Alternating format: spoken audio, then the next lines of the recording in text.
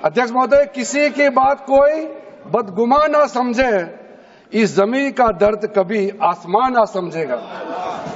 अगर आज हम ये संशोधन लेके नहीं आते तो जिस सदन में हम बैठे हैं, ये पार्लियामेंट बिल्डिंग, इसको भी क्लेम किया जा रहा था।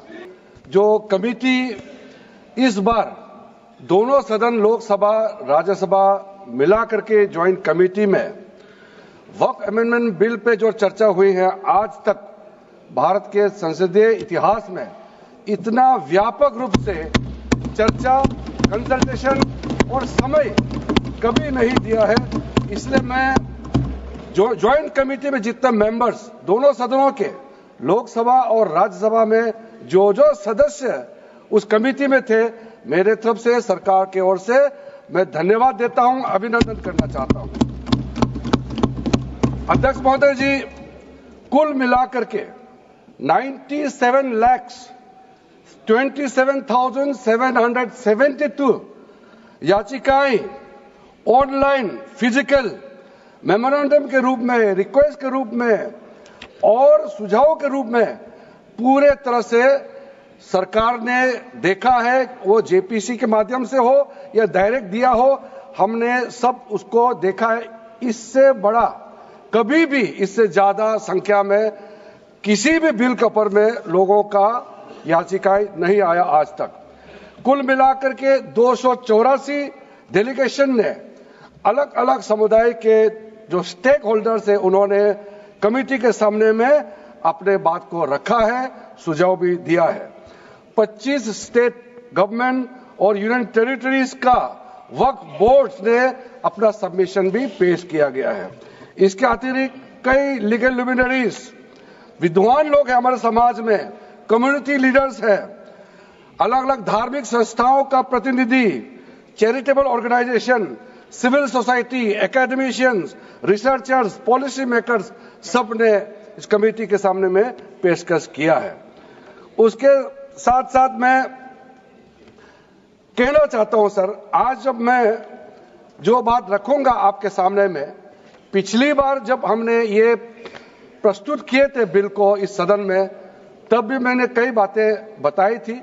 आज मैं उसको नहीं दोहराते हुए कुछ बातें मैं जोड़ूंगा और मुझे अपना बात रखने के बाद सिर्फ उम्मीद ही नहीं, पूरा यकीन है कि जो लोग इस बिल को विरोध कर रहे थे, वो हृदय में भी बदलाव होगा।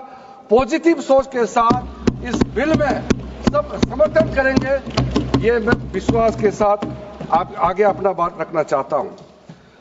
क्योंकि मैं पॉजिटिव नोट से बात रखना चाहता हूं, तो इसलिए एक मेरे जो मन की बात है मैं कहना चाहता हूं, तो इससे अच्छा संदेश जाए। किसी की बात कोई, अध्यक्ष महोदय, किसी की बात कोई बदगुमान ना समझे, इस जमीन का दर्द कभी आसमान ना समझेगा।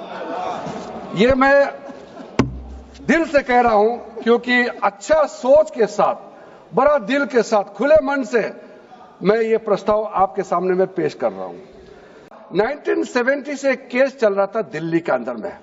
दिल्ली के अंदर में हमारा सीजीओ कॉम्प्लेक्स है, पार्लियामेंट बिल्डिंग है, कई प्रॉपर्टीज है, और इसको वक्फ बोर्ड, दिल्ली वक्फ बोर्ड ने क्लेम किया कि ये वक्फ प्रॉपर्टीज है। उसके बाद ये केस चल रहा था अदालत में। उस समय यूपीए सरकार ने पूरा सारा जमीन को डी नोटिफाई करके वक्फ बोर्ड को दे दिया। 123 प्रॉपर्टी।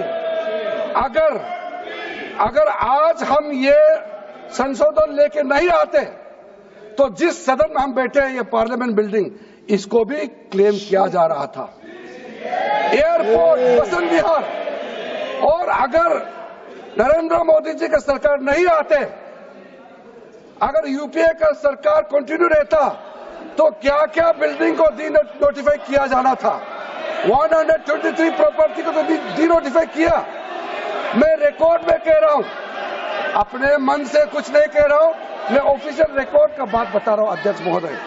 अध्यक्ष महोदय जी, 1995 में ट्राइब्यूनल का पहला व्यवस्था किया गया है, ताकि वक्फ बोर्ड का कोई भी निर्णय किसी को अगर पसंद नहीं है या उसको चैलेंज करना चाहता है तो वक्फ ट्राइब्यूनल वहाँ आप जा सकते हैं, उसका प्रावधान पहले बार हुए हैं। और उस समय ये भी फैसला हुआ कि 5 लाख से ज़्यादा आमदनी किसी वक्फ प्रॉपर्टी में है, उसके लिए सरकार एग्जीक्यूटिव ऑफिसर्स अपॉइंट किया जाएगा। ये भी 1995 में शुरुआत की है। अध्यक्ष महोदय जी, ये आज एक ट्रिगर पॉइंट क्यों हुआ है? ये अमेंडमेंट बिल लाने का आवश्यकता सबसे ज्यादा शुरुआत कहां से हुई?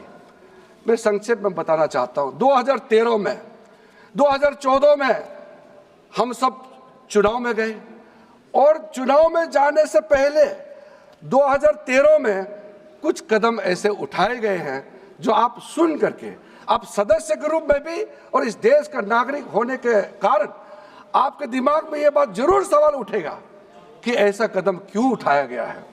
सर, 2013 में पहला यह बदलाव हुआ कि इस देश में कोई भी आदमी, कोई भी इंसान, चाहे वो हिंदू हो, मुसलमान हो, सिख हो, ईसाई हो, पारसी हो, बौद्ध हो, जैन हो, वक्फ क्रिएट कर सकता है। सबको मालूम है वक्फ एक मुसलमान का अल्लाह के प्रति अपना एक उसका एक पायस चैरिटेबल रिलीजियस पर्पस के लिए वक्फ क्रिएट किया जाता है, लेकिन उसमें डाइल्यूशन करके 2013 में कोई भी वक्फ क्रिएट कर सकता है। ये प्रावधान सबसे पहले उस समय की यूपीए सरकार ने किया है। दूसरा, आपने सारा वक्फ को स्पेसिफिक कर दिया कि शिया बोर्ड में शिया ही रहेंगे, सुन्नी बोर्ड में सिर्फ सुन्नी ही रहेंगे, और कोई भी बोर्ड हो सिर्फ उनके लोग ही रहेंगे, बाकी कोई उसमें आ नहीं सकता है। ऐसा आपने प्रावधान किया। प्रभातखबर.com, विश्वास वही, रफ्तार नहीं।